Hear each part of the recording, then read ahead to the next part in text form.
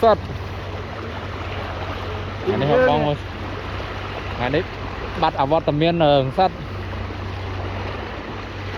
hàng ca này nom kê à lớp bắt chơi cười mau rồi yeah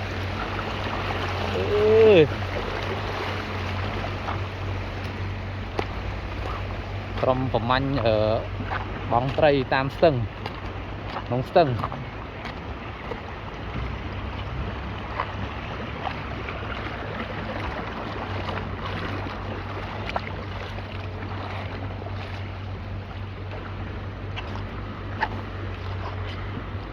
mò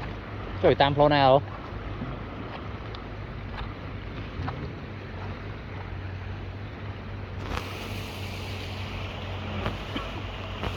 tam flow này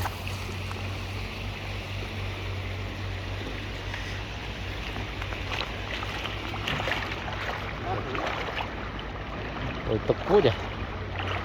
không lứa ra ta chỉ phố bọc nó móc cuối vậy đã có rẽ rồi chưa rẽ rồi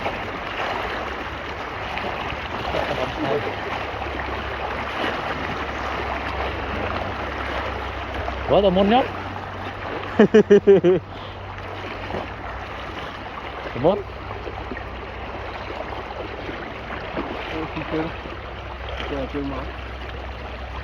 đâu á thầm năng này đó thầm năng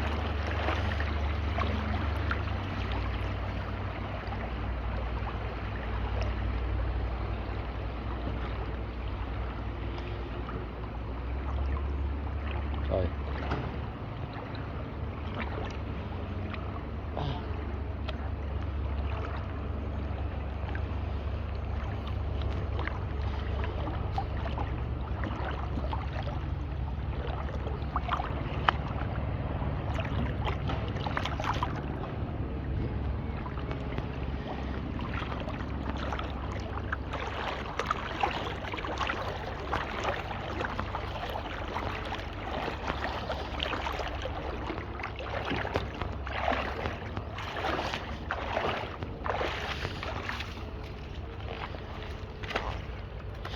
rồi vậy báo flip up